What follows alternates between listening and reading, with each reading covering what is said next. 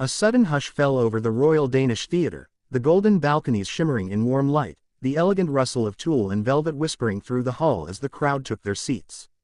The anticipation in the air was electric. An annual summer tradition was about to begin, but what happened next no one saw coming. A collective gasp echoed throughout the ornate venue when two iconic figures entered, not from the wings or the upper boxes, but through the grand entrance, in full view of an awestruck audience. Queen Margrethe of Denmark, the revered monarch who only recently abdicated the throne, and her beloved sister, Princess Benedikte, graced the Royal Summer Ballet with their presence in a deeply symbolic and emotionally charged appearance that left not a single soul untouched. Draped in understated elegance and carrying themselves with the timeless dignity only born of royalty and history, the sisters didn't just attend. They commanded the evening with a quiet power that reminded everyone in attendance why the Danish royal family continues to captivate hearts across the world. The Royal Summer Ballet isn't just a cultural event, it's a statement of artistic excellence, national pride, and royal tradition. This year's performance, held in the majestic surroundings of the Royal Danish Theatre in Copenhagen, unfolded like a perfectly choreographed fairy tale. But what made it unforgettable wasn't merely the pirouettes or the live orchestra, it was the living symbols of Danish heritage seated in the front row. Queen Margrethe, known not only for her reign but for her immense contributions to the arts, including costume design and stage production, has long held a special place in the hearts of ballet enthusiasts. Her connection to the theatre isn't ceremonial, it's personal. Over the decades, Margrethe has designed sets and costumes for some of Denmark's most iconic performances, often infusing them with a whimsical touch that reflects her rich imagination and artistic soul. Her presence at this year's Royal Summer Ballet was not merely symbolic, it was deeply personal, a silent nod to the passion that has defined much of her non-royal work. Princess Benedikte, too, has long stood as a pillar of grace and cultural preservation within the Danish and broader European royal context. Often seen supporting events related to youth, equestrian sports, and cultural development, Benedikte's elegance and warmth bring a complementary energy to her sister's creative fervor. On this particular evening, the bond between them was visible not only in their coordinated but unique fashion choices but in every glance exchanged between them as the curtain rose and the music swelled.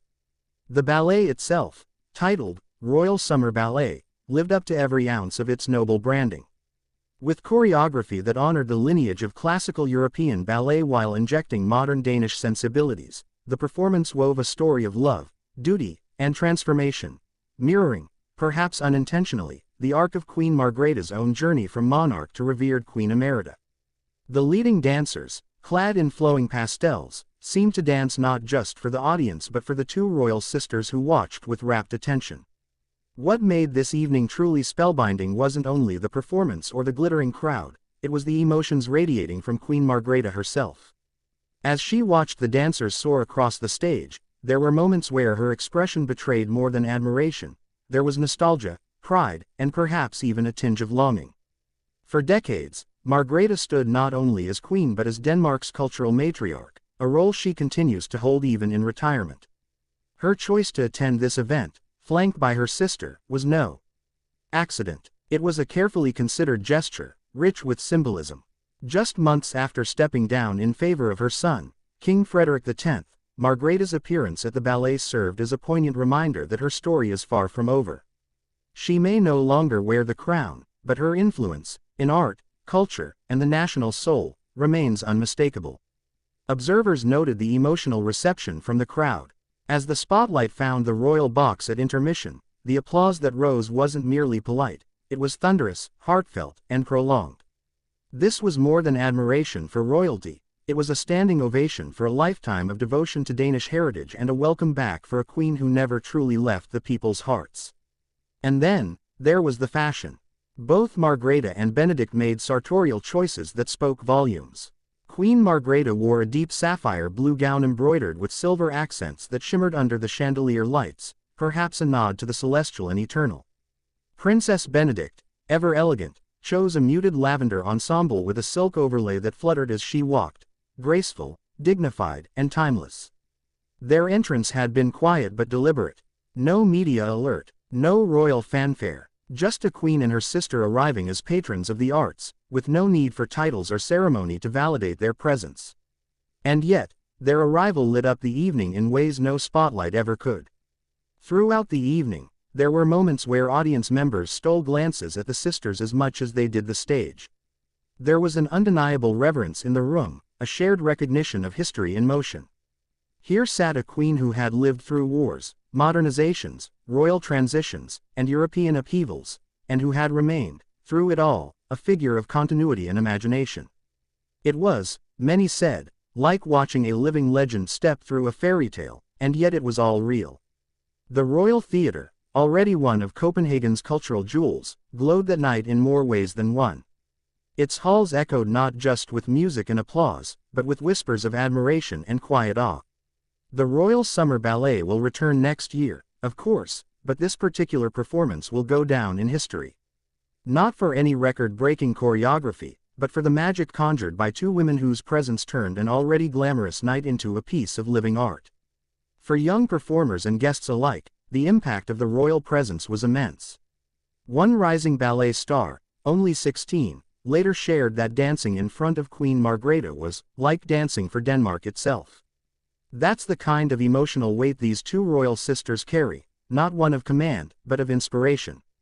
The Queen's attendance also sparked renewed speculation about her ongoing artistic projects. Though retired from her formal duties, Margrethe has shown no signs of slowing down creatively. Insiders hint at potential collaborations with the Royal Theatre in coming years, perhaps as an advisor, a designer, or even a librettist. For many, the dream of seeing another ballet entirely conceptualized by Margrethe remains strong. After all, why should abdication mean disappearance? Meanwhile, Princess Benedikte's continued public appearances underscore her crucial role within the extended Danish monarchy, especially during times when King Frederik and Queen Mary are abroad. Her dignified poise, gentle engagement with the public, and understated strength are increasingly vital in a royal family embracing both modernity and tradition. As the final curtain fell and the audience rose again in thunderous ovation, Queen Margrethe and Princess Benedikte stood slowly, applauding with visible joy. The artists on stage bowed deeply in their direction, not as a protocol gesture, but as a genuine thank you. In those shared moments, royalty and artistry became one, united in a grand performance that transcended time and duty. No formal speech was made. No press conference followed, but in that silence lay a message more powerful than words. The Queen may no longer sit on the throne, but she will always reign where beauty, creativity, and the Danish spirit live on. Now, as Copenhagen buzzes with the memory of that enchanted evening, one can't help but wonder, what's next for Queen Margrethe? Will she return to costume design? Could a memoir be in the works? Or might this be just the first in a series of graceful returns to the public eye? And what of the Royal Summer Ballet's legacy now, with such an extraordinary chapter added to its history? Only time will tell, but one thing is certain, this night will never be forgotten. What do you think about Queen Margrethe's stunning appearance at the Royal Summer Ballet? Do you believe this signals her return to the public stage in a new artistic form? Should the royal sisters take on more cultural roles even post-retirement? Let us know your thoughts in the comments below.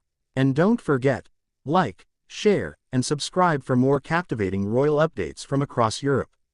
Turn on notifications so you never miss a regal moment.